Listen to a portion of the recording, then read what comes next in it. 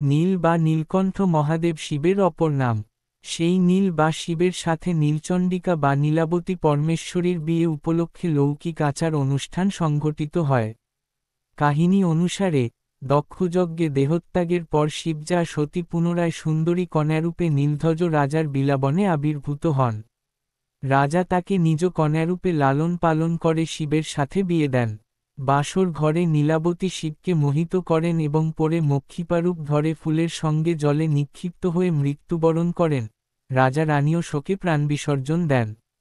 নীলপূজা শিব ও নীলাবতীরই বিবাহ অনুষ্ঠানের স্মারক। নিম বা বেল কাঠ থেকে নীলের মূর্তি তৈরি হয়। চৈত্র সংক্রান্তির বেশ আগেই নীলকে মণ্ডপ থেকে নিচে নামানো হয়।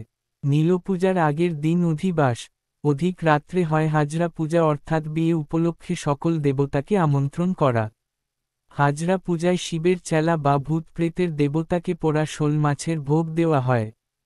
পরদিন নীলপূজার সময় নীলকে গঙ্গাজলে স্নান করিয়ে নতুন লালসালু কাপড় পরিয়ে অন্ততপক্ষে 7টি বাড়িতে নীলকে ঘোরানো হয়।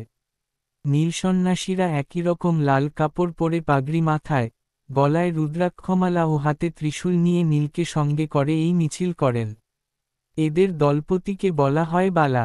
সাথে থাকে ঢাকঢোল, বাঁশি বাজনোদারের দল এবং কাল্পনিক শিব দুর্গার সাজে সঙ্গেরা। গৃহস্থ মহিলারা উঠানে আলপনা দিয়ে নীলকে আহ্বান করে বরাসনে বসিয়ে তার মাথায় তেলসিঁদুর পরিয়ে দেন। এরপর নীলের গান শুরু হয়। শুন সবে মন দিয়ে হইবে শিবের বিয়ে, কৈলাসেতে হবে অধিবাস। তাতে নারদ করে আনাগোনা কৈলাসে বিয়ার ঘটনা। বাজে কাশি বাঁশি, মোহন বাঁশরি। নারদ চলল গিরিরাজের গৃহেতে। আর একদিনেতে শূলপাণি, নারদকে বলেন বাণী।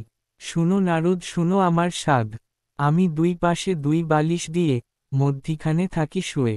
উশিপুশি করে কাটাই রাত। নারদ চলল গিরিরাজের গৃহেতে। আর ওই শিব কয় কৈলাসে যেয়ে, দেখে এসেছি মেয়ে। শীঘ্র করো বিয়ের আয়োজন। নারদ চলল গিরিরাজের গৃহেতে।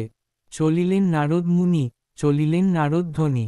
উপনীত গিরিপুরে যেয়ে, কইলেন মেনকা রানী, আইলেন নারদ মুনি। দেখা পেয়ে এল মুনির ঠাই।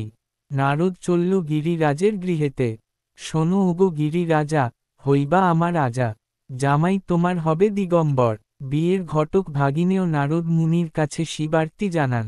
ভাইগনা যদি উপকারী হও, তবে বিয়া দিয়া আমার প্রাণ বাঁচাও। বিয়ের পর নীলের গানে থাকে সংসারী হর পার্বতীর কথা, শিবের কৃষিকাজ, গৌরীর শাখা পড়া প্রভৃতি এবং ভিখারি শিবের সঙ্গে অন্নপূর্ণা শিবানীর দাণ্ডিক সহাবস্থানের কাহিনী। গানের প্রথম অংশ দলপতি বালারা এবং পরবর্তী অংশ অন্য নীলসন্ন্যাসীরা গেয়ে থাকেন। গানের শেষে গৃহস্থরা সন্ন্যাসীদের চাল পয়সা, ফল প্রভৃতি ভিক্ষাস্বরূপ দেয়। ওই দিন সন্তানবতী হিন্দু নারীরা সারাদিন উপবাস রেখে সন্তানের আয়ু বৃদ্ধির কামনায় নীল ষষ্ঠী ব্রত করে। নীলপূজার পর সন্ধ্যাবেলায় শিবমন্দিরে বাতি দিয়ে জলগ্রহণ করে। সকলকে শুভ নীল পুজোর আন্তরিক শুভেচ্ছা জানাই। ভগবান মহেশ্বর সকলের মঙ্গল করুন এই প্রার্থনাই করি। সমাপ্ত।